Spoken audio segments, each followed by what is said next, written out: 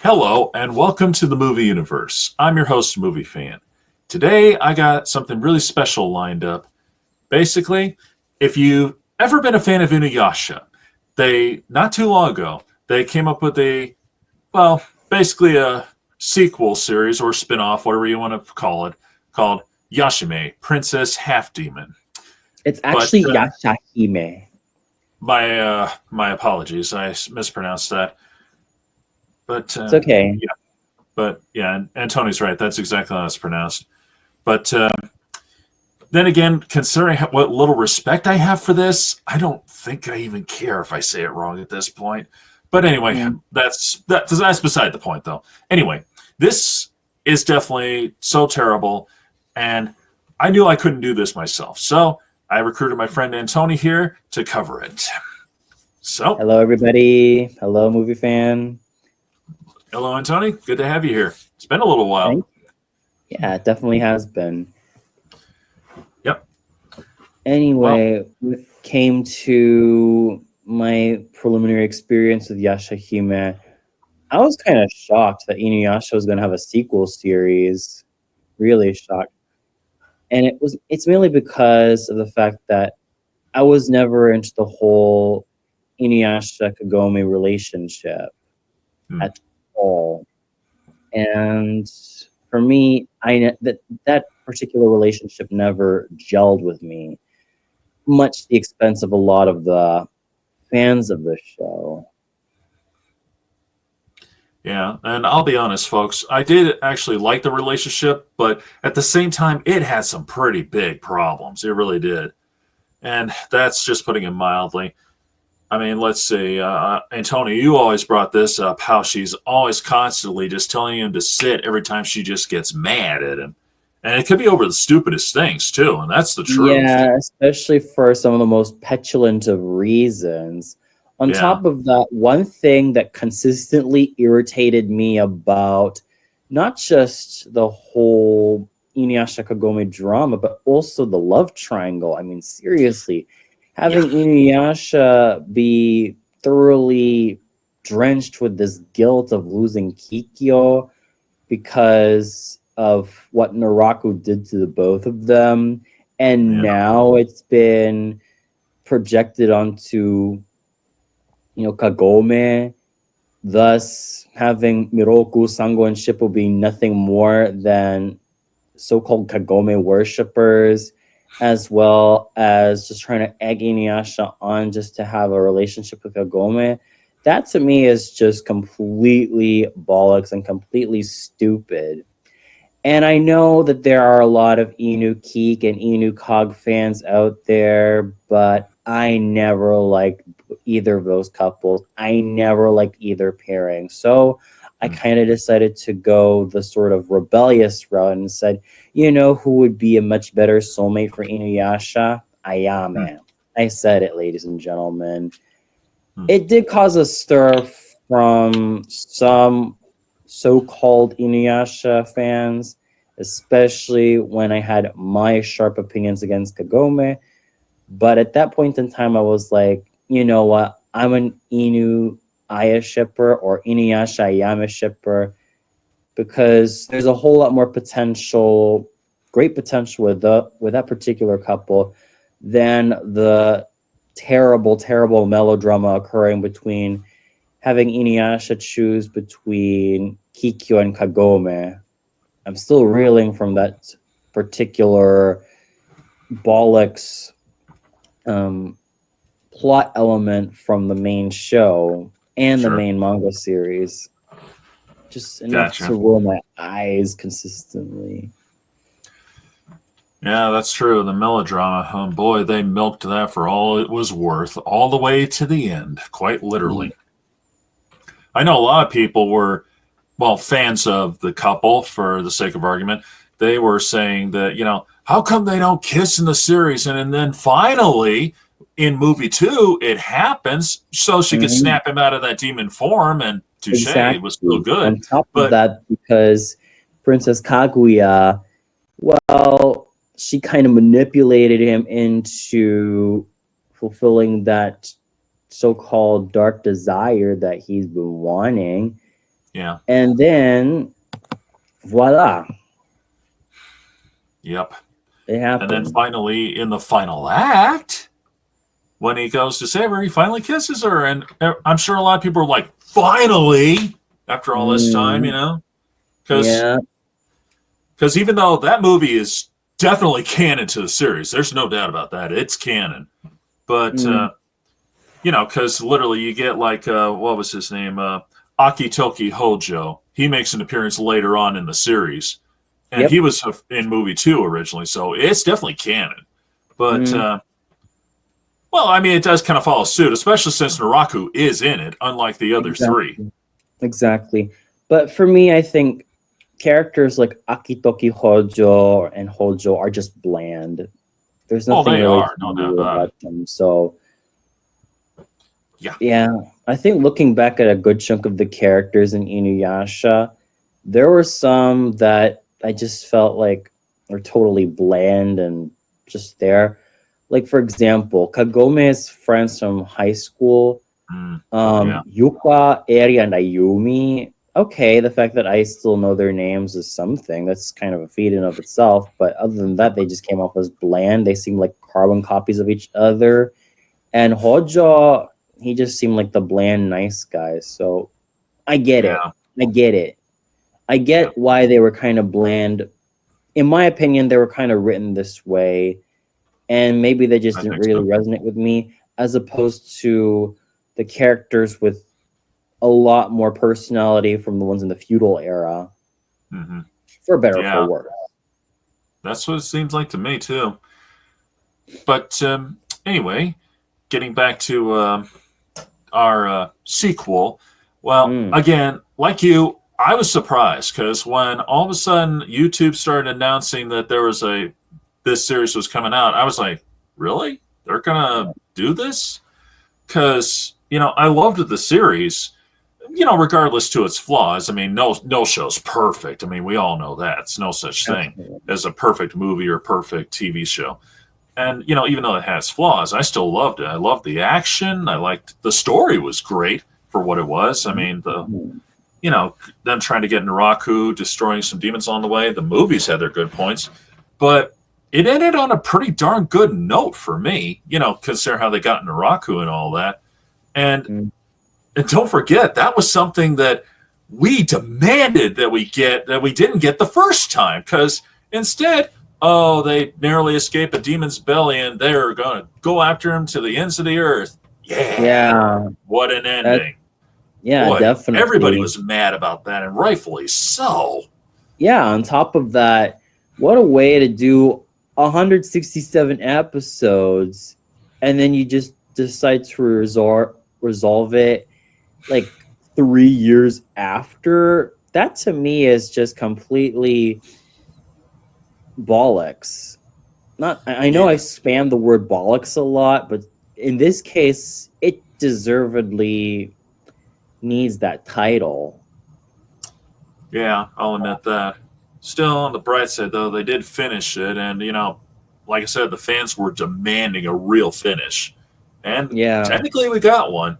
I mean, it did tie up a lot of loose ends, but then Hmm. we got a very unnecessary sequel, and that was the big problem for starters. It did not Yeah. need it. Like you said before we got started, yeah, it really didn't need it. That was one Yeah. of the things that kind of occurred to me too, because why were they doing this? Just try to build Mhm. off the hype of Inuyasha or something? I think the way I see Yashahime is that it tried to kind of slightly copy the formula of Dragon Ball Z in terms of having a Mm. next generation character. Oh First boy. and foremost, you know that in Dragon Ball Z, there was Gohan, who was the son, well, the Sure. eldest son of Goku and Chi Chi. before Goten came along in the much later episodes. Yep. I think they were trying to do a similar formula with Moroha. And then the twin girls, Toa and Setsuna, as if though that they were pseudo sisters despite being cousins. So I think they were trying to replicate the formula that was seen in the next gen characters of Dragon Ball Z, such as Trunks, Gohan, and Goten, first and foremost. The second thing that I've realized when it came to its plot was collecting the 7 pearls. It's no wonder why this is called, pretty much Dragon Ball Z for girls, but Yashahime takes it up to such a more obnoxious extent. Dude, yeah. It's not trying to be that original anymore for a so-called sequel series. Nope. It's definitely not.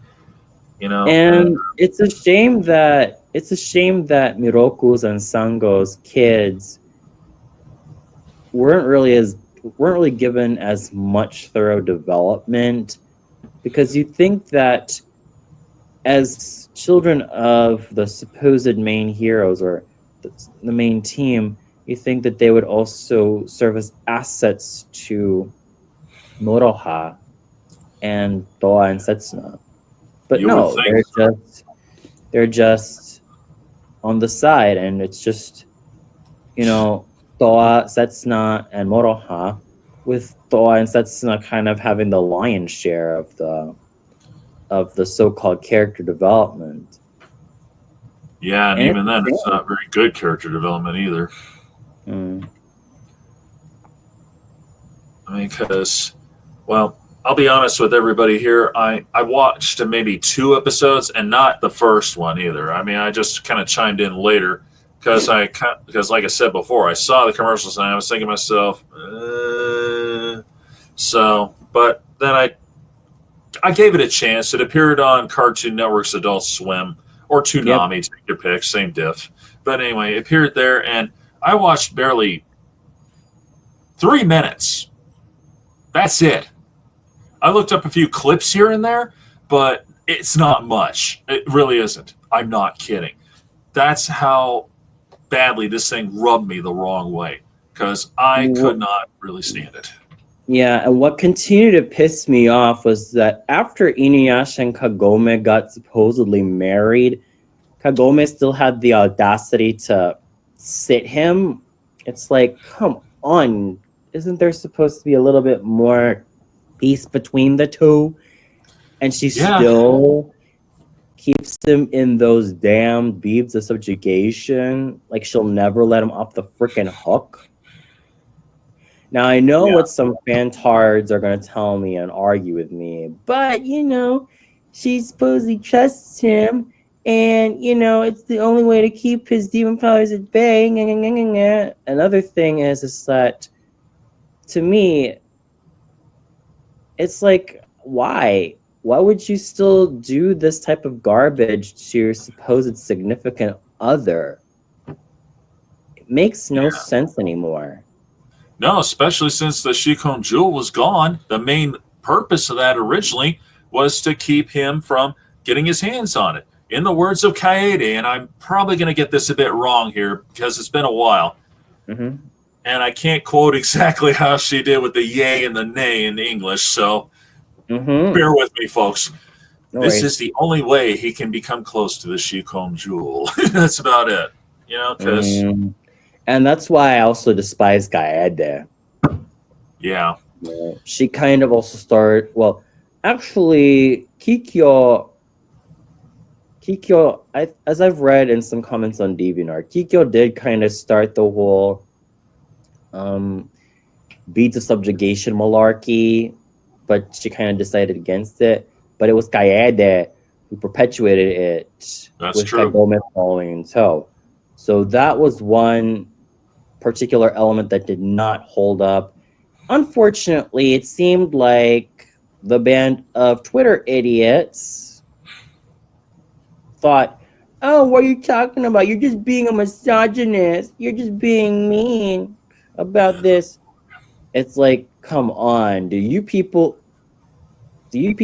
even see an abusive relationship in front of you and you think that you have the audacity to say that I'm being sexist or a misogynist just because you think that it's okay for the girl to abuse the boy even when they're not really in a relationship, and Yeah. even if the boy in Inuyasha's case still has a lot of PTSD. Yeah, I'm still reeling from episode 109 of the original series. And the stupid fans said that, oh, you're just being stupid. Kagome has the purest soul in the entire series. You're just complaining like a 10-year-old boy. And then came another stupid idiot saying that I was being a misogynist pig, even though I never said anything that deemed that misogynistic. All I said was that Kagome really did deserve a lot of physical harm. So there you have it. There are people on Twitter, nowadays known as X, who have proven Yeah. themselves to be absolutely stupid. Just truly the most degenerate and the most backwards minded simians I've ever met. Well, in quotation marks. Yeah, that's why I keep my stuff on Twitter to a minimum because I usually use it for publicity purposes. Then keeping Mm-hmm. in touch with some of my friends, you especially, for moments like this. But yeah, and it's the truth. But I'll have to get into that one for another day. Yep. But because we'd be here all night for that one, folks. Trust me on that one. But Yeah. yeah, and one of the biggest problems I have with this story, and someone actually did make a good comment on IMDb saying that it's the plot, the story is messy and rushed, and it Mm. is just that. It from what I've been able to dig up, it is all over the place. To quote my friend DHR for Power Rangers Oh, 2017, that's exactly what's going on here. It is all over the definitely. place. I mean, Definitely. first, you get this backstory about, the comet that somehow brings demons here. Hey, for all we know, maybe that's where demons came from in Japan, that comet right there. But of course, Inuyasha's father and his rival, and now Sesshomaru and Inuyasha have to try to stop those pieces of comet coming from here to bring more demons. I mean, and then all of Mm. a sudden we get this whole backstory between Sesshomaru's daughter and, of course, Inuyasha's daughter. And did you say the other one was a cousin? I thought they were. I thought she was also Sesshomaru's daughter. Well, actually, Toa and Setsuna are the twin daughters of Sesshomaru and That's what Rin, while Noroha is Inuyasha's and Kagome's daughter. okay, yeah, because I must have misheard you a little bit there. Because yeah, I thought they were supposed. I thought the twins were supposed to be Sesshomaru's and Rin's, of course. And that's another thing. I'm sorry that no. When he found Rin and saved her and looked after her and protected her all this time, he acted more like a father figure. I know there was a lot of people who were always saying stuff like, "Oh, maybe he's got plans for her in the future." Wink, wink. You know what I mean? And obviously they decided to go down that road. But Mm. the problem was he acted too much like a father figure to her to begin with. So that's More kind like of a guardian with his ward. So there you yeah, go. yeah, okay, guardian, ward, father figure. It kind of all follows suit, I think. But yeah, a guardian with his ward, that's true. But still, I mean, that's just, yeah. On And top now, of that, Rin and Yashahime didn't act all that mature. I had a conversation with a very good friend on DeviantArt who hmm, also had her bones to pick with Yashahime. And one of them is not thoroughly developing Rin's characterization because hmm, Rin, I kind of liked Rin in the original Inuyasha series, and I felt really sorry for her original plight. The fact Yeah. that terrible bastard Koga got away with murder Yeah. and was forgiven about all this. If I were in that position, I would say Koga, he was not just a murderer, he was also a coward. So he should have gotten what was coming to him and not his so-called happy ending / farce happy ending with Ayame. Anyway, going back to Rin, because she experienced a lot, you'd think that she would be a little bit more mature. And as the Shomaru's wife, you think that she could have had a little bit more of an action mom facet about her. So, sorry. It's in type. Excuse me again. So that would have been a little bit more advantageous of her. Yeah. And that would have also meant that she could be both nurturer and warrior queen, so to say. But no, she ends up being damsel in distress once again. Oh dear, yeah, that's. And she still acts as if though she were still a child instead of a fully grown woman. Oh boy. Once again, we are having some very messy plot and character development here. And, then we got the biggest problem, which I know we definitely despise. And that's the fact that Sesshomaru, after having settled his differences with Inuyasha a long time ago, he banishes Inuyasha and Kagome into the Black Pearl, supposedly to protect them from their father's rival because he hates half demons. And it's obvious why he would want to kill Kagome as well, sure, because, but still, I mean, seriously, Sesshomaru was more tactful than that. Yeah, Kirinmaru was the main rival, but really that particular moment just made me realize that why would Sesshomaru still do this? It's just so stupid and pathetic. No, it really is. On top of that, it makes him just not develop any further as a character because despite him having this terrible icy shell, he at least did go through some character development, especially in the final act when he realized that Rin was important in his life and he did everything he could to protect her. Yeah, and we also see his frustrations really come to light, especially when they use the the Mido Zangetsuwa. When he first realizes how that came to be on Tenseiga in the first place, that actually Tenseiga was taken from Tetsaiga. Yep. And that really got to him because beforehand, sure, he hated Inuyasha to begin with, or so it seemed. Yeah, it's debatable. Maybe he changed. Yeah, it's hard to and say. felt like everything was just passed on to Inuyasha as if though it were on a silver platter. Whereas with Sesshomaru, he felt like he was more entitled to work hard for all of those new skills. Yeah.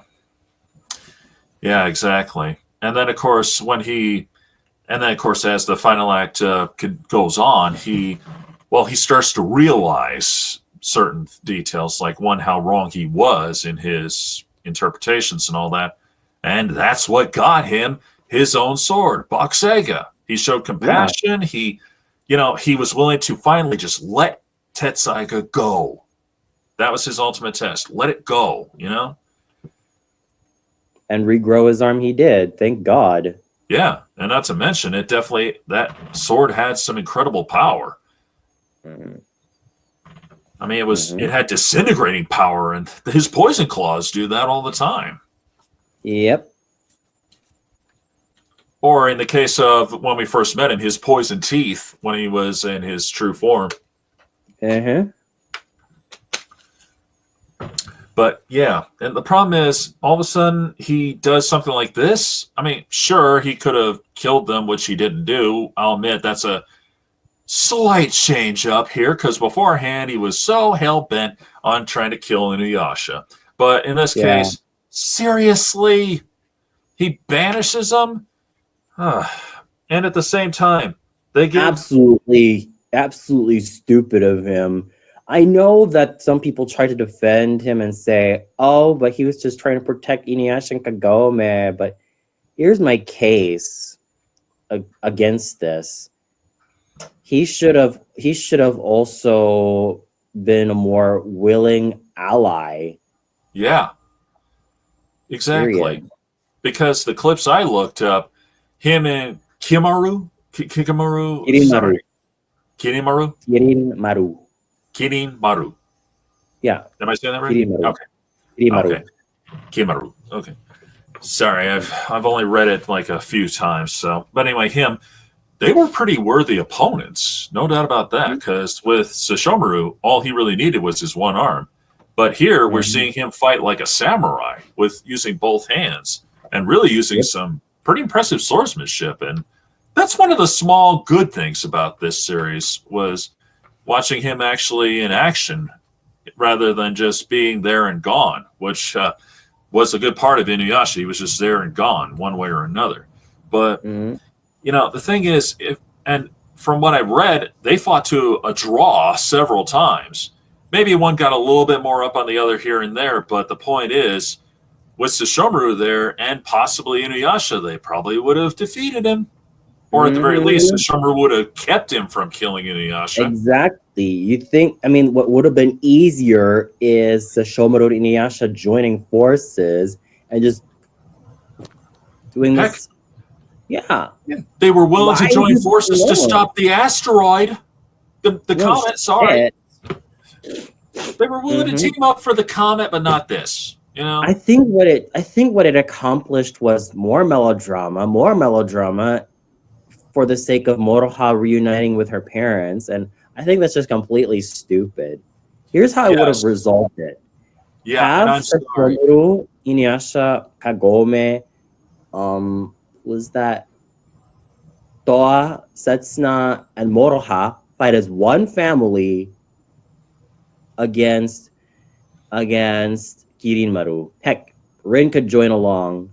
And I think the other thing that pissed me off about both Kagome and Rin is this. They're still non-fighters.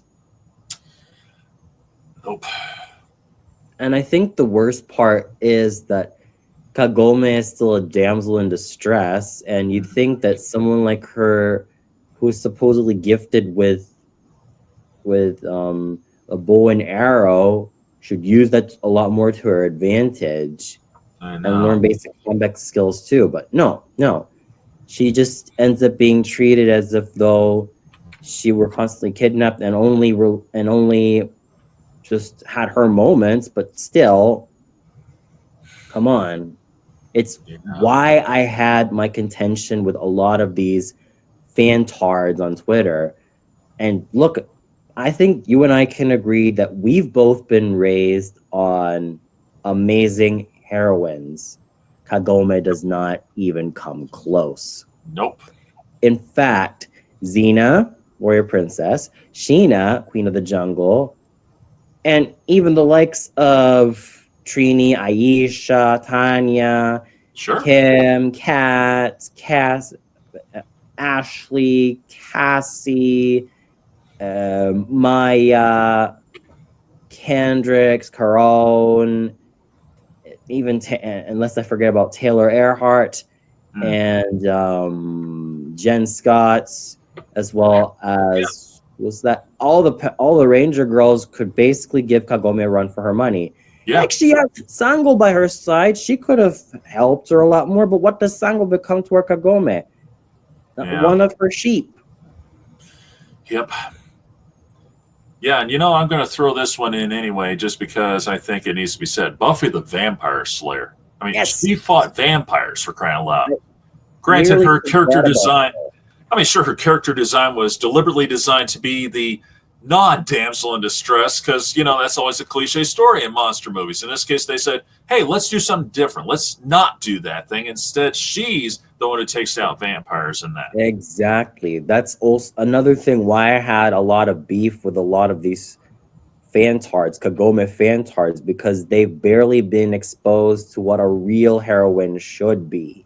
Yeah. Heck, it says something that Teen Titans set of heroines such as Saracen, Bumblebee, Starfire, Raven, Argent, Yep. Jinx, and Terra, Yeah. they all had amazing personalities, amazing backstories, and to their varying degrees, great powers that they use to their advantage.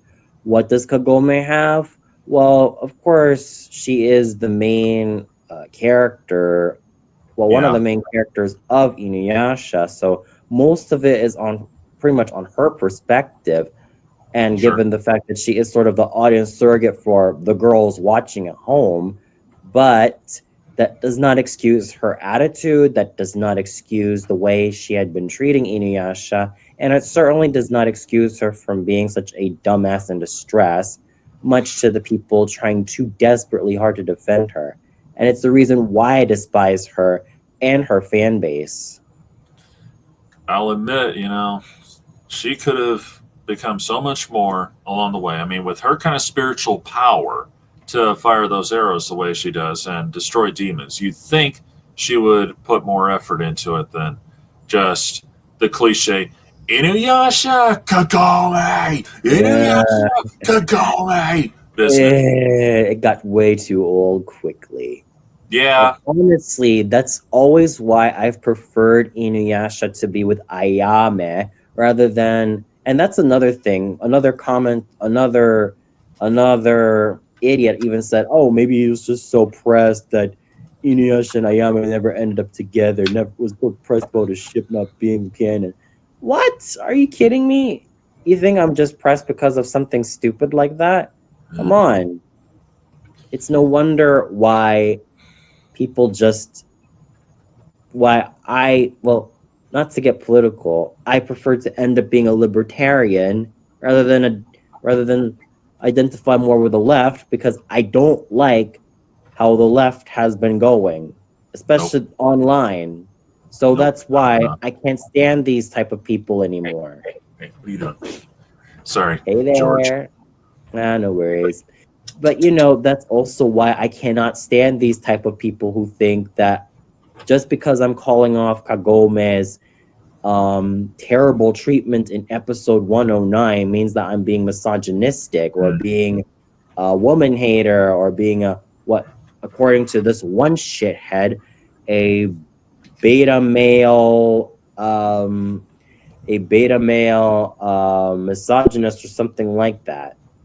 Oh boy. That's why I do not have any sympathy for these type of people. I do not have any sympathy for these type of people who have drunk way too much of that woke Kool-Aid or that feminist wannabe Kool-Aid.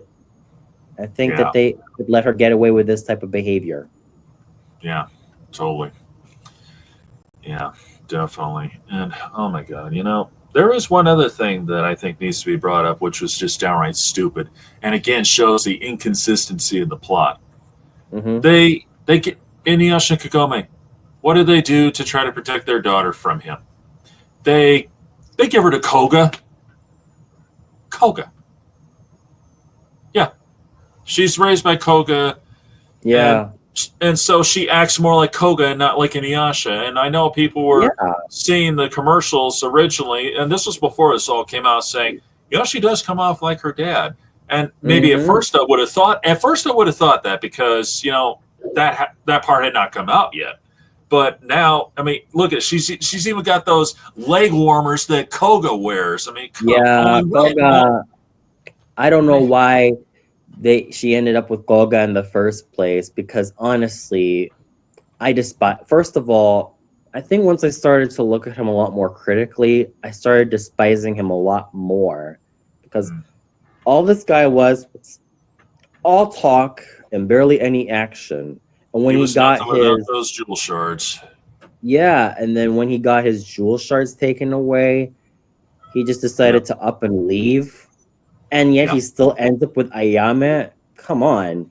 I think once I think once the tribe get wind of what he actually failed to do, then he would never have been given Ayame's hand in marriage at all. I think it was just to supposedly give Ayame her happy ending and Yeah. get it over with, or give Koga his undeserved happy ending, which I don't think he deserved any type of happy ending, to be honest. After all the atrocities that he's done, and after proving himself to be nothing more than all talk and barely any action, is it any wonder why I think Koga deserves is more and more criticism harped on him? Mm. Actually, I feel sorry for his so-called friends, Yeah, they get the Papaku and worst end of Ginta. it, I those two. feel terrible for them because they deserve better. Yeah, those poor guys. Yeah. Yeah, they get the worst of it big time. And, again, I can't help but, yeah, the concept of this whole mess, I mean, Oh, yeah, by the way, even Koga had a golden opportunity with Goraishi, but no, he still relied on his jewel shards. And yeah, you think that he would have had that redeeming moment in the final act, but no, it was wasted opportunity. He never deserved it to begin with, and quite yeah. frankly, he never even deserved Ayame at all. No, I don't think so either. And, I do recall there were some scenes, at least some that I dug up, they could have done a lot more. Like you said, they could have done a lot more with some of the original cast members and their kids, like Moroku and Songo's son. I mean, they could have done more with him, but they don't. On top of Moroku that, is, I would even argue that Moroha could have also been raised by both Miroko and Sango. yeah, that makes perfect sense. Why not raised by Yeah, them?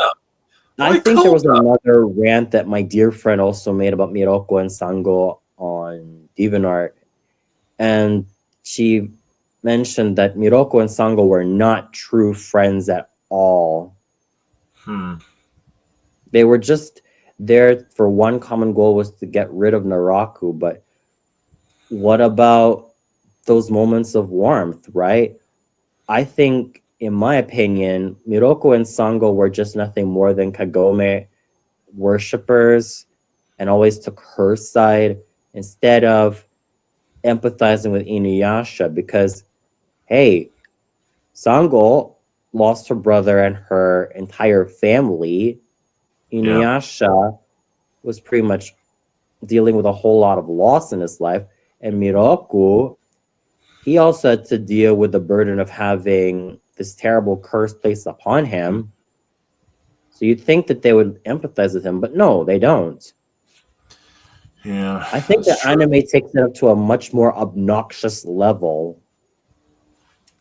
especially where episode 100 is concerned. You think that after Inuyasha saved their sorry asses, you think that they'd show him more compassion, but no, they just become more disingenuous. And even Moroku says that, oh, let's have Kagome do the honors of thanking Oh, yeah. him.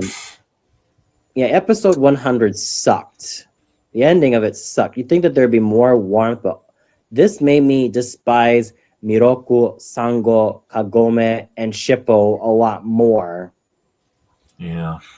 to the point where I would gladly hack their bodies into bits. Hmm. A la what Aegisthus and Clytemnestra did with Agamemnon and Cassandra when they came home from war. Hmm.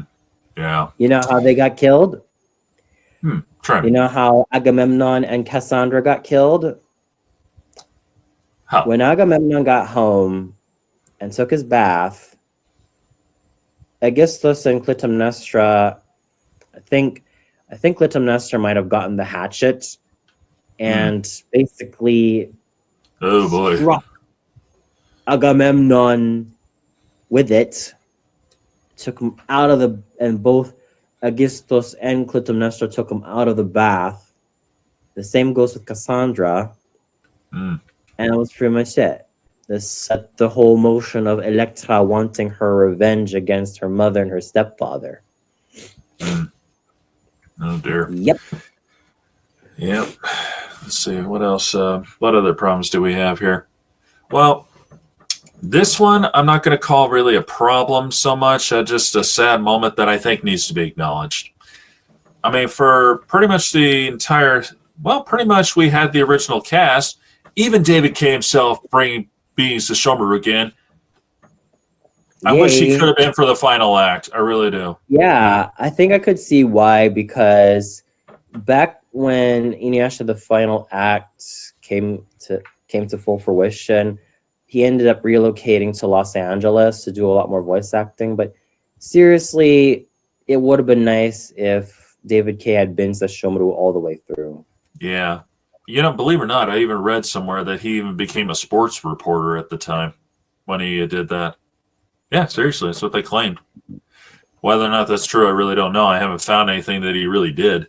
So, but then again, I'm not a sports guy either, so that helps. Anyway, but yeah, it was great to have him.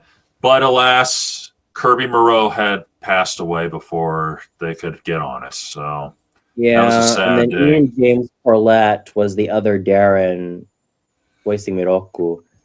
Same Yeah. goes for what happened to Koji Tsujitani. He passed away back in 2018. So Makoto Yasumura in the Japanese side, he ended up voicing him. Sad day when you lose memorable characters. Well, memorable voice actors, I should say, in this case. Exactly. And no offense to the guy who played Moroku, but he had a lot to live up to because his voice is so well known. I mean, in all the characters that Kirby Moreau had played, you know who that is. So Yeah, Kirby Morrow was definitely one of the real deals when it came to being a voice actor. I also loved his performance as Scott Summers from X-Men Evolution. I honestly argue that was his greatest performance ever. He did do good in that one, and I loved him in Lego Ninjago. He was the Black Ninja. He was great there. But Absolutely. and like I said, there was no offense to the guy who took up the role, but it's just like it's night and day difference. And I'll admit, with Moroku in the present, that would have been it works to a degree because he sounds older, and you would expect him to be older sounding by this point. Unfortunately, there was one scene I caught where, well, they went back. They kind of did a flashback moment, and then it's like, oh boy, because I'm looking at original Moroku here, and I'm expecting Kirby Moreau. So, yeah. I mean, it's not his fault. It really isn't. It's just I wish they could have handled that better. That's all I can say about it. Absolutely. Because folks, like I said, it's not his fault. I mean, there are some voice actors who are irreplaceable. I mean, look at Mako from Samurai Jack, and they made that very clear. No one could replace him. They did make that clear. They just needed someone to be Aku who sounded a lot like him because you couldn't finish that without him, and that's the truth. Yeah, at least Greg Baldwin, maintained that legacy that Mako left and filled those really, really gigantic shoes. Mako Uematsu, definitely legendary as a voice actor. Very much so. And very his much so. Final contribution as Iroh in Tales of Ba Sing Se. Oh my god. Yeah, definitely. And even when he was given so little time in the CG animated movie TMNT, he played Master Splinter. He still was great. I mean, I blame the writers for this because they gave him nothing, and that's the truth. They gave him some good words of wisdom to repeat, but come on. This is Master Splinter. We need more. And Mako, I mean, the man was legendary. Even back in the day, even back in his early years, he was pretty much legendary as an actor. So, yeah. But, yeah, my point is, it's hard to replace someone who's so well-known with the character. Oh, correction, not replace. Try to fill that role. It's not easy. Yeah. And it was sad that Kirby Moreau couldn't do it because he had passed away, but, yeah. But I do give his the new guy in A for effort because he really was trying, and I think he was doing pretty good from what little I've seen. But again, Actually, it's Ian tough. James Corlett is a veteran actor, so he's not really that new in the world of voice acting. He's been on a Well, lot of projects. okay, I stand correct. I stand correct. I never heard his name before, so let's just say new to me, or at least new to this series. So my Yeah, fault, Ian guys. James My fault. Corlett, he has been in so many projects. I think he's also been in a lot of 90s shows too. So Oh, just looking really? through his Wikipedia entry. Yeah, he was he was the English voice for Mowgli from the Russian film adaptation of Jungle Book, Adventures of Mowgli. Really? He was Captain Candy from Barbie and the Nutcracker. Hmm. What else? We got his voice work as Bob from Reboot. He was Bob? Yeah. Oh man, I should have known that. Dang it. I always loved that series. That was a great show. And Man. let's see right here. Yeah. He also had a voice role in Sagwa, the Chinese Siamese cat as Wong Ton. Hmm. Baby Taz from Baby Looney Tunes. Guess please, what a surprise. And he was even the main voice actor for What's with Andy. I don't think I've ever seen that one, but okay. Yeah, it's a Canadian series. Ah, yeah, I haven't seen too many Canadian shows. I mean, I've seen Reboot. That was a great series, and yeah, I've seen a few others, but not too many. And he even had had some roles in Ninjago, Scales, Chen, Clancy, Clutch Powers. Wow. Okay, So he definitely had his work cut out for him. I'll say. Yeah. Oh yeah, and he was also the one of the English voices for Goku, the Saban Really? dub. Yep, Well, I'll be. Huh.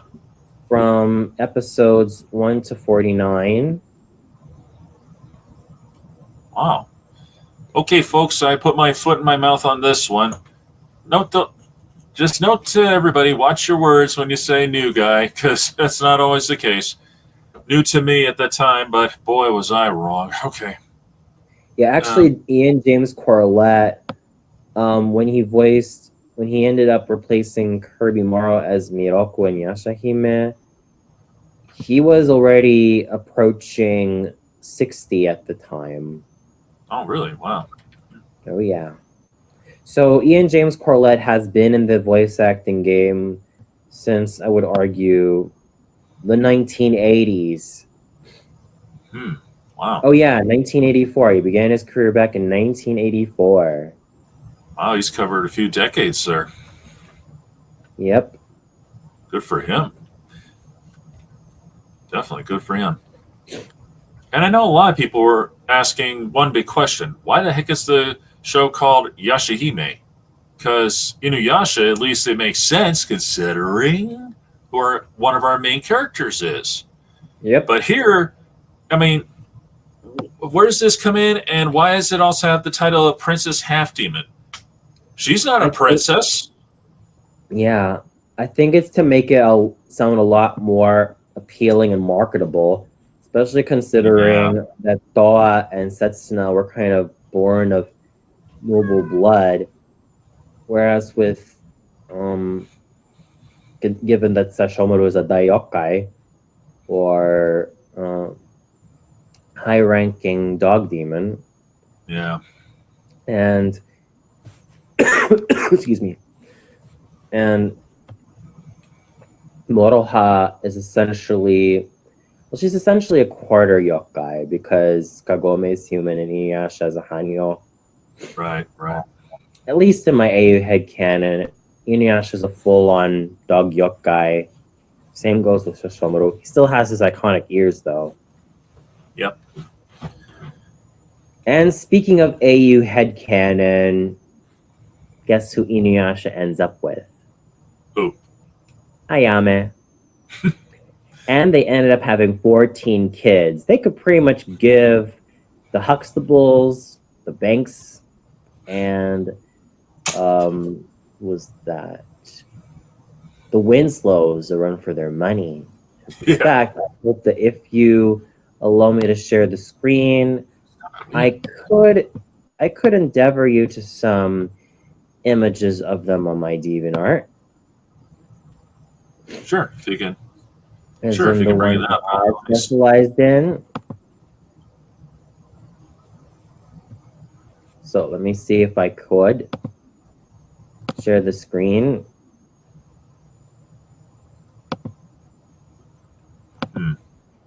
I wonder if it'll only do it for my. Oh, here we go. Give me 1 sec. There we are. Here we go. This is one of my, recent fan art that I've done of Inuyasha and Ayame. Mm-hmm. So as you can see, I did make Inuyasha become a lot bulkier and more muscular. And Ayame, basically a lot more tone. And these are their 14 children. You got 7 strapping and strong sons and 7 very determined daughters. With the eldest triplet sons, Masataka, Masaya, and Masaru. Twin sons, Kenta and Keita. Another pair of twin sons, Kazuhiko and Kaito. And then Kiriko. Then we got Momoko, Makoto, and Mikoto. Maya and Minako. And finally, the youngest daughter, Meika. Impressive.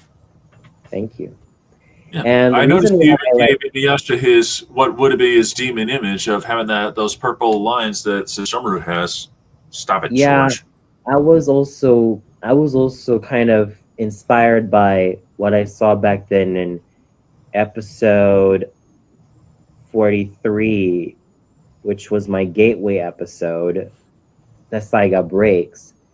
And from that moment, that's when I decided, okay, let's push it up a notch. The reason why I let Inuyasha be in this design is that I made him specialize in ancient Greek wrestling, and Ayame basically specialize in like shoot fighting, which is another name for MMA. So she also has like some Muay Thai and Muay Boran elements about her, given her prajads, her her hand wraps, and her ankle wraps. So she's sort of a mixed martial artist too. And they've ended up competing in a lot of the international martial arts tournaments. Think Tekken, Street Fighter, and a lot of the old fighting games, but with Inuyasha characters involved. And Inuyasha is essentially a cross in my AU headcanon of Guile and Zangief, given his musculature. Whereas with Ayame, a cross between Benimaru Nikaido and Jo Higashi from King of Fighters, but a girl. Awesome. Yep. I definitely enjoyed the AU headcanon that I designed for them. And this also means that, at least how I see it, at least Sesshomaru can also show a lot more respect and encouragement, not only to Inuyasha, but by that extent, Ayame, because he could see that she is someone who is way more heroic, way more valiant, and stands up for herself a lot more, rather than just be some damsel in distress. Yeah, definitely. Definitely. You know, there is one unexpected element to this story, and that would be bringing up their father, Sesshomaru and Inuyasha's father, Toga, who, as I recall, there was one time I read somewhere that I don't know if this was a fan's idea or what, but it stuck for a little bit because beforehand, you know, they never did say his name in the series or in the third movie, which is one of my favorites. I always like that one because we get a lot more Sesshomaru time there. I love the third movie. That was my number one favorite. the thing that kind of killed it was, of course, Kagome repairing the beads of subjugation and still sitting Yeah. him. That still Using pissed me off. But as usual, the Kagome fantards got all whiny about my strong opinions against that scene and said, "You're being disgusting. You're being mean. Oh, how dare Yeah. you file Kagome?" Yeah. Like, these retards can't get a freaking life. Shit. I don't know. They've been dropped on their heads too many times by their parents. Or brainwash. Take your pick on that one. But Well, yeah, yeah. I Combination remember. of both. I remember some time ago somebody wrote it down that his name was Inutetsu, but again, that might have been more of a fan theory than a fact. So, but I it was think it kind of was supposed to interesting. be, I think it was supposed to be a cross of Inu no Taisho or Dog General. Yeah, that's probably what it was. It's been a long time. I can't seem to find that name anymore. So I'm guessing you're right though, because it sounds right. Inu, I definitely know for sure, but the rest of it, again, because they just stick with Toga now, I can't find it anywhere. I've tried. Mhm. And anyway, it's interesting that they brought him in the picture because in the series they barely mention him. And there was Yep. like that one time that they kind of shown a little something, when they were talking about his past history. And correction, two times they showed like against the cat demons who tried to invade the south or the north. I forget where they were. It's been a long time. And then there was telling a little story about him, and of course his grave. That's the big one there. But Exactly. but yeah, in this case, we actually, and unlike the movie, we actually get a full image of him, not just fan art, which did a good job because clearly they were right on it. Because remember beforehand when he's finally talking to him, it's still a little like wavy, wind swept. You can't really get a good image of him. You could tell he definitely looks more like Sesshomaru. Obvious reasons why. But either way, you get a good image of him, and he even has Soonga. So Yeah, definitely. I'm so they are putting the third movie as canon to it, Mm, which I think we all suspected that all four were canon. Two, we definitely knew for sure because characters from yep. the series, most of them. But the question is and one of these days I got to cover this. The question is for me with all the movies, where do they fit in with the series? Where do they come Mm, together exactly? Like mm. what after which episode do you put Inuyasha the movie in, and of course the second one in, and that sort of thing. But yeah, that's the big thing. But it's impressive. It's good that they did that just to give us something with their father Toga, just because Mhm. because we had so little with him. But even then, it's Right. not too much. Exactly. I think Toga was definitely one of the redeeming factors of Inuyasha because he also brought in an element of Sesshomaru's and Inuyasha's personal history. And that's also something I kind of defended about Inuyasha. Yeah. Sesshomaru's and Inuyasha's brotherly relationship. Hmm. And this is why I came up with Splendid Seven, because this is a great way for Sesshomaru and Inuyasha to be brought together Hmm. and combine them with, being with, let's say, Shuran, Hakaku, Ginta, Ayame, and Shunran. In fact, I think I would love to show you a piece of fan art that I'm still proud of creating, or a couple of pieces of fan arts that I'm still proud of creating. Sure. And given that we're both Power Rangers fans, I think you're gonna be ready to fangasm, buddy. Okay, this I gotta see. Here we go. Time to share the Yes. screen again. So let's go. So first of all, oops. Yeah. First of all, the Morphin Time call. Obviously, Oh, nice. you got Inuyasha as the Red Ranger, being akin to what Jason was in seasons 1 to 2. Hmm.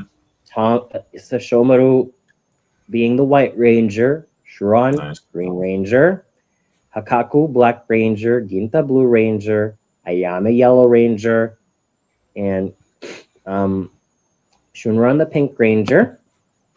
Next up, shall be next up shall be the next one that you're gonna get is the Morphin is this lovely piece of work. The one that took me hours, nice. if not days, to recreate. If you can believe Nice. that. I don't doubt that a minute. It would take a long time to do stuff like this. Exactly. And I'm no artist, so. And then you're gonna love this. You're gonna love this. Last one. And then comes the last one that I'm sure you'd love to see because this one was a whole lot of fun. Ta-da! Oh, that is awesome. That is just awesome. I did make some slight deviations with Sesshomaru in terms of the mouthpieces, but I think it's just a way to also highlight that they're all 7 rangers all together. And this was also partially based off of a request that I stated to another Devon artist who unfortunately deactivated her account. Her name is Samara Adele 14. She did an amazing job with the Inu Rangers with their masks. So it was just absolutely brilliant work that she did. And this was kind of the result of that inspiration. Nice. I love it. Thank you. Very impressive. So in a way, it was sort of my way of vindicating all the stuff that was going wrong with the original Inuyasha series, like having Sesshomaru, Shuran, Inuyasha, Kaku, Ginta, Ayame, and Shunran band together. And the best part is they're all involved in my anime martial artists AU headcanon. Nice. Let's see. I plan to expand on that a little bit more. There are still some fix-uppers that I need to do, but I'm glad that I've stuck with the main team-ups. And I'll announce you the team-ups that I have for my what do you call this? Martial artists and anime martial arts teams, AU headcanon. So Splendid 7, we have Sesshomaru, Shuran, Inuyasha, Hakaku, Ginta, Ayame, and Shunran. Excuse me. Thank you. And then for the stupendously stellar septenary, Kuotsveva from Fullmetal Panic, Masaru Aoki from Hajime no Ippo, Tatsuya Kimura from Hajime no Ippo, Ichise from Technolize, Kiba from Wolf's Rain, Ron from Technolize, and Sheza from Wolf's Rain. Really? The superbly sweeping septet, Mario Misukanova from Gene Shaft, Atsunobu Hayashimizu from Fullmetal Panic, Ryuichi Hayami from Hajime no Ippo, Hiroto Amagiwa from Gene Shaft, Kintaro Toyama from Detective School Q, Ayuta Teishi from Ultramaniac, and Mina Sakura from Ultramaniac. So those are 3 examples of what I've done for the overall lineup of teams. While some of them are definitely legit with their martial arts, I think that with Sesshomaru, Shuran, Inuyasha, Kaku, Ginta, Ayame, and Shunran, the way I see them, given that they're all yokai, I think that they would be pretty much the scariest and the most brutal of martial artists. I would pretty much make the 5 gentlemen specialize in various types of wrestling. And believe me when I say this, they could give anybody from the WWE a run for their money, especially with their power, especially where Shuran's size is concerned, and Sesshomaru's leverage is concerned and Inuyasha's overall brutality. Yeah, definitely. Definitely. No argument here. You know, That's why I you also know, made Inuyasha specialize in ancient Greek wrestling right, or ancient right. Greek professional wrestling, which is a bit of a hybrid, but yeah. Well, yeah. And since I'll probably never bring this up again because I really wouldn't want to go in deep on asking, could this be saved? Well, I will definitely bring up a prime example of what the hell went wrong here and what they should have done that could have been a slightly redeeming factor. Because, like I said, Mhm. I will never bring up what can it be saved because I'm going to quote Jessica Fletcher on this one from Murder She Wrote. This could not be saved with CPR. So, Mhm. no said. But anyway, um, one of the big things that I just despise about this the most is how they literally shove the original cast members. No, correction, they just literally push them all the way to the side, except for maybe Sesshomaru. I mean, look at Yeah, what they do to Inuyasha Kagome. For Moroku and Sango, they're really pushed way to the side. Shippo, he's just exactly. there for here and there. Well, And here's another thing about Shippo. We could have seen him grow, but no, he's still in his yeah, I kid know. form, which is a shame. Yeah, Because we just get a illusion of him being grown up as a teenager. here's my take. Shippo should have grown a lot more in craftiness, and the way I see him now in the present time is that he gives Kitsune a terrible name. Yeah, Shame though, especially because Kitsune are my favorite Japanese mythical creatures. Go yeah. ask Yoko Kurama being one of the best examples. Oh yeah, definitely, definitely. I remember him. He was incredible. But yeah, and on top of that, besides growing in power, he should have grown up more in general. Because I mean, look at look at Moroha. She's 14 years old, and Shippo is around a lot longer than her, Yep, and no she's grown doubt. up, and he hasn't seemed to have grown up at all.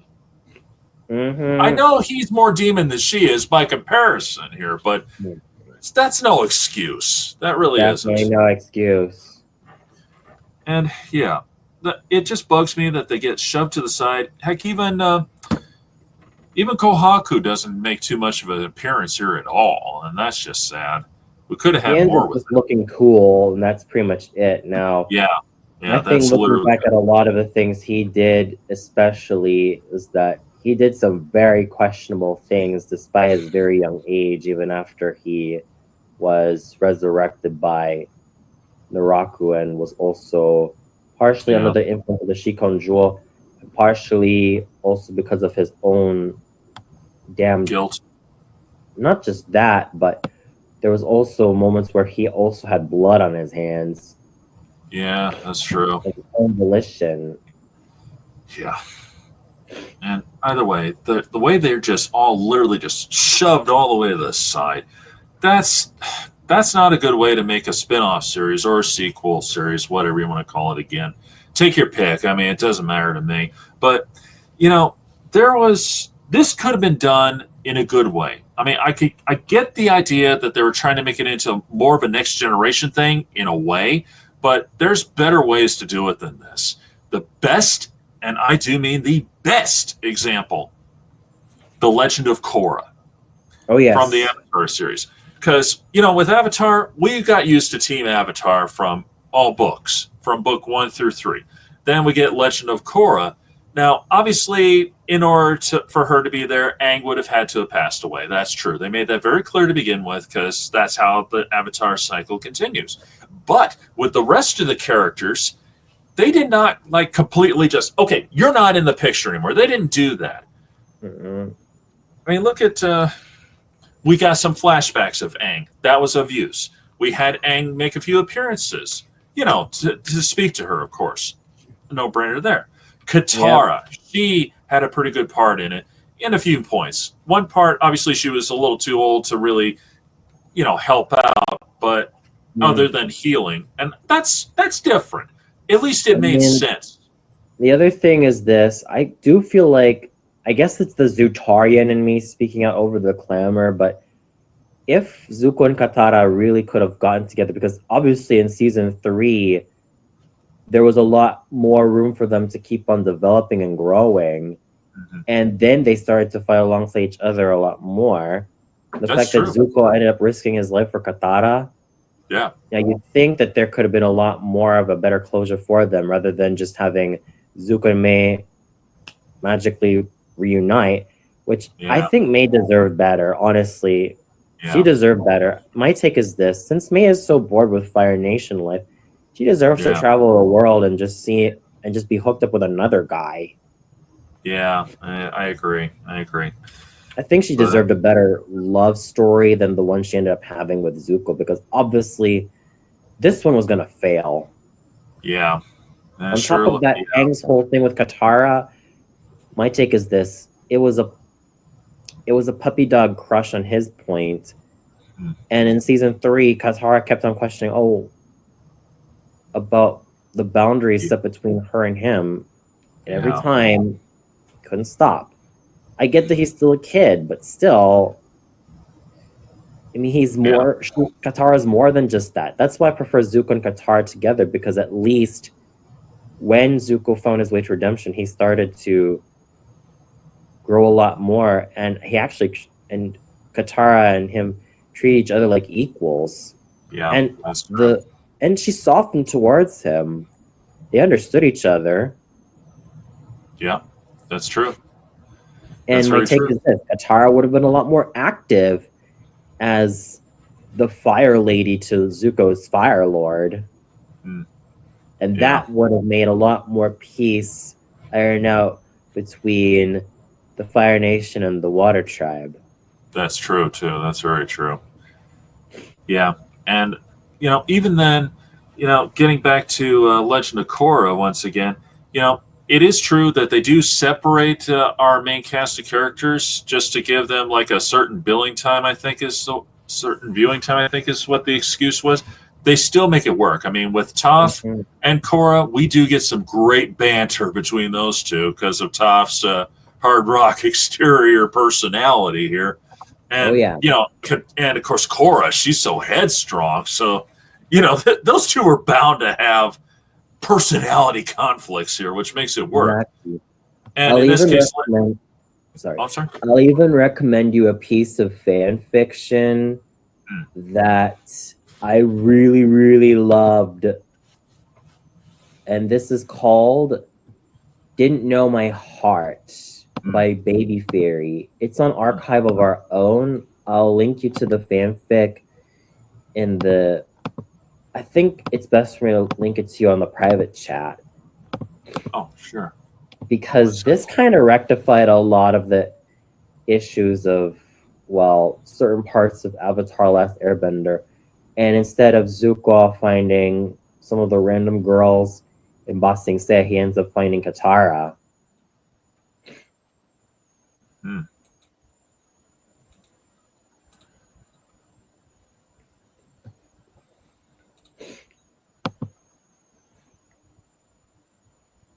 Yeah, I'll have to definitely read this. Looks promising. Definitely. I read it nearly 4 years ago, and I loved it. I'll definitely make the time for it after this, of course. But yeah, and that's one. And now that I think about it, with Legend of Korra, the separation that they did for Team Avatar meeting Korra, it's almost like we got a whole different scenario going on here. I mean, for Katara, we got basically a caring, soulful side of talking with Korra and giving her some little help that she could. Whereas for obviously with Toph, we got the personality conflict there because they're both equal in their own way because they're, like I said, they were both headstrong and hard rock exterior. Korra is she's a play by her own rules kind of girl, and Toph, well, enough said there. And then of course there's Zuko, more sentimental stuff going on there because talking about that she's talked to his uncle Iroh and all that. That was a big moment for him. So, and at least with that one, they're not shoved to the side. They are part of it. They're not the Yeah. main focus, but obviously this was the next generation's thing, so they couldn't be the main focus. They just ended up being a good part of it. That's what they should have done with this. I Not know let's that get with everyone out of the way, Yeah. I know that with Korra, some of the complaints did come from, Asami ending up as Korra's final lover, Yeah, I and heard then about ended. that. I think and I know that it's become rather polarizing. Yeah. And another reason why Nickelodeon treated the show rather unfairly. Yeah, they did. But All for what? More SpongeBob? It just kind of shows you right there that Nickelodeon barely had any respect for any property that's not SpongeBob that has actually done greater with viewers and critics alike. yeah, it's the truth. They struck lightning with Avatar, The Last Airbender, and then season 3 didn't end up becoming released until like 2008. What justice Yeah. is that? Yeah, I don't know. But And the 4th season of Legend of Korra ended up being streamed on Nickelodeon.com or something like that. oh yeah, that was yeah. There's no doubt about how they handled it. It was being bad, but again, if Yashahime did, some justice to the characters like Legend of Korra did, instead of just shoving everyone out of the way like that, that would have been a great improvement. Exactly. I mean, Yeah. I may not like Kagome at all, but even then, I kind of think that she deserved a little bit more of character development rather than the shrew that she always was. Yeah. Yeah, and I would have loved to have seen them at least have some real moments with Muraha, because just picture them grow, picture them raising her instead of Koga doing it just because, Yeah, definitely. Inuyasha still had his bad blood with Koga. Yeah, and that's I don't another blame reason him. why this doesn't make any sense. I don't blame him because all Koga was a loser. Yeah, If you take away the jewel shards from his limbs, you'll realize yeah, that he was all talk and barely any action. He yep. never It's really true. mustered his own power to really iron out his own strength, which is a Nope. huge shame. Yeah, it was, yeah. But yeah, I just figured I'd throw that in there because let's get real. I could do a Can It Be Saved, but there's nothing that could save this show. There really isn't. The only thing it might save it would be a total rewrite altogether, and I'm really saying that loosely at this point because I'm sorry. This is a prime example on how not to do a sequel series. And for the record, folks, this show has only 2 seasons. No more. They stopped. It's canceled. It's over. Yeah. Obviously, there aren't, even though there's some praise out there, clearly it's not enough. It really isn't. Because you don't go with that kind of praise and only have 2 seasons. You don't. Yeah, That's the definitely. truth. I think everything was just way too rushed because they were trying to do too much for what felt like too little. And I think another bug up my ass I had about Yashahime is that Kagome still doesn't treat Inuyasha tenderly, which is part of the No. problem. And you'd think that for Inuyasha's wife, you'd think that she'd be a little bit more civil. Yeah. Or more loving toward him. I agree. You'd think. And the other thing that I think was a disservice is, oh my, I just barely, well, actually, you know what? I kind of barely acknowledged its existence, but the fact that it didn't really feel like anything that was original or fresh. It was essentially copying a lot of more um successful anime series and also its original predecessor, those seven pearls felt like, oh, the Dragon Balls once again, and the Shikon Jewel Shards once again. Yeah. I think another thing that also did piss me off was just, you know, while the focus on Toa and Setsuna, who were not even the main characters' children, Nope. and barely on Moroha. I know, and that's another thing. That really throws a huge monkey wrench in the whole thing. I Mm-hmm. mean, seriously. You know, it could have been a better idea if they made a Sesshomaru series. That could have worked, but no. But no, instead we do a next generation, which does not fit at all. In fact, it's a huge mess. Half the time Sesshomaru is away, it's like he shows up when he's needed, like the Lone Ranger. Anyway, just had to make a dumb joke there. So yeah, it's like he's only there when all of a sudden, you know, his dad's rivals there. So obviously he needs to step in on this one, So because they're nowhere near powerful to take him on, even though Moroha has magic rouge that gives her some more power, and I still can't figure that one out. Yeah, that was definitely pulled out one's ass. I mean, where does that come from? I mean, that can't be from the Wolf Demon tribe. That just can't be. I think they tried to sort of salvage it with sort of what Kikyo had back then to be passed down to Moroha, but combine it with more Hanyo magic or whatever shit like that. But seriously, Yeah. I mean, I think it kind of shows you that despite everything, Kagome will always be in Kikyo's shadow as her reincarnation. Yeah. That's why they had the rouge in there. At least that's how I see it. It's the only thing that makes sense so far. Yep. So I'll take it. I mean, the part that Moroha has a sword and a bow, of course. Think of who her parents are. That makes sense. But that threw me for a loop. And that's the only thing that makes sense at this point. So I'll go with your theory. So, because they don't even address it now. Come to think of it, if I'm not mistaken, they don't even cover why, Mm-hmm. So, yeah. Well, anyway, folks, I think we've tore this one a new one as much as we possibly can.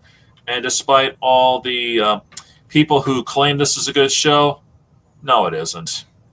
It was just a rehash of previous anime series, especially where Inuyasha and Dragon Ball Z were concerned. Yeah, and very badly, too. Because, again, it's rushed, it's a messy plot, and that's putting it mildly. It's like they just grabbed all that, threw it in a blender, and there you go. You know what? I'm going to change that. Because that's being too nice about this. It's like they took all that and threw it in a garbage disposal, which is where this belongs.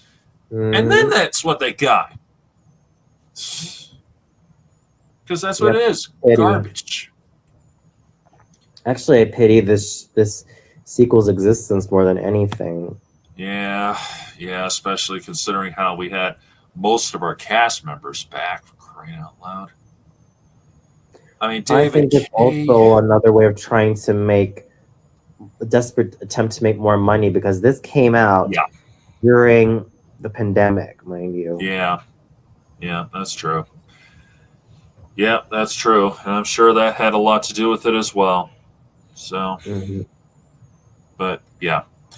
Well, anyway, folks, I think, like I said before, I think we tore this a new one as far as we can go.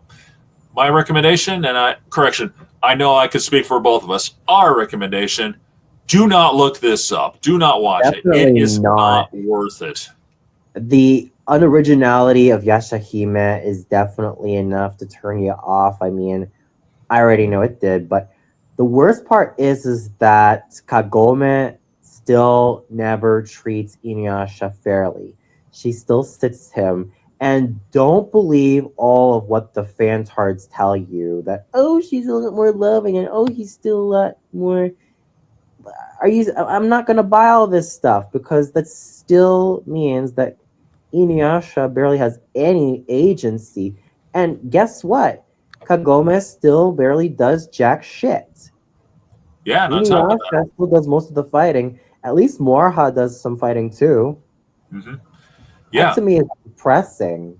yeah, And and worst of all, Rin's regression. oh boy, Instead of becoming a more mature woman, she instead becomes nothing more than a girl with seriously stunted growth. And I guess you could blame it on Kaede for not really, yeah, yeah, for yeah, not really making Rin grow to her full potential. no, Not to yeah, mention Sesame, you know, if Rin had grown older and looked older and more mature, I would buy it. But the fact that she still looked very, very young, yeah, no. no, no, definitely not. And you know what? Speaking of the fans of this series, a lot of them on IMDb kept flashing the word nostalgia all over the place. And what nostalgia? Everybody is shoved over to the side, way, way, way off to the side. So what Mm, nostalgia? What nostalgia? Where is this nostalgia we're talking about so much? I think it shows me right there that it tried to catch up to Dragon Ball Z and its hype, but I know that I had my gripes with Dragon Ball Z. There are some elements that didn't really hold up too well, like launch basically becoming nothing more than a background character, Yeah, and Chi Chi Bulma not doing as much fighting, or Chi Chi in her case, you'd think that I can't help but feel kind of bad for her because the reputation that Chi Chi ended up acquiring is a sad one.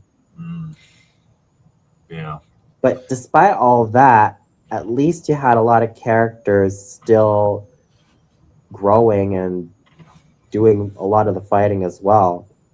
And that's I know true. that some people are going to be critical about the whole warrior society mindset that defined the Saiyans, but other than that, at least there are characters who actually did something. Yep. All right, folks. Once again, we do not recommend you watch this show at all. Don't do it. Save your Uh, sanity. It's not worth it. Instead, exactly. instead watch the other shows. Watch Dragon Ball Z. Watch Inuyasha. That's better. Watch the Heck, movies, especially. you might as well be watching Yu Yu Hakusho. That managed to blow both Inuyasha and Dragon Ball Z out of the water. For those of That you was a who good haven't show. watched Yu Yu Hakusho, I don't know where you've been, but please, you guys owe it to yourselves. You can It, find it all on YouTube, guys. Yu Yu Hakusho definitely has way more recommendable quality in terms of its writing, its characters, and its overall tensions. In terms Definitely. of the arcs, I highly recommend the Dark Tournament Saga Oh and yeah. the Chapter Black sagas, or Chapter Black Hmm. Saga. Both of them extremely worthwhile. I Totally. know that Inuyasha had its fair share of sagas, but my favorite one was definitely the Band of Seven saga. That Mm, was actually Inuyasha that at its was very best. Uh, Once that that ended, was. once that ended, it became a lot more repetitive and it continued to spin its wheels. And that may have been what led to the well, season 7 being knocked off with that crappy ending, and then we get the final act 3 years later. So, but and yeah, that may have been part of the problem. And I agree, the Band of Seven, that was a great one. That was the only one to actually literally be the whole season dedicated to that alone. Because the rest of it, it's always been going after Naraku, and maybe they'll fight some random demons along the way. They'll learn more about Yeah, what Monster of the happened in the past. Week. Yeah, and I think that's another issue with Inuyasha that has always been pretty much a source of contention. It's pacing. Yeah, Terrible, terrible pacing. that's true. That has been a problem. But anyway, I think we better end this because we could go on all night on this subject. But anyway, folks, once again, definitely don't watch this. And first off, before we go, I'd like to thank Antoni for joining me on this one because I really couldn't have covered this one without him. Because, yeah, we both have been having me on there. Yep. And please, please, please show your love, show your support, subscribe, and like a lot of the content that Movie Fan has to offer. Because I swear to you guys, he's got a whole lot of wonderful stuff. Thanks.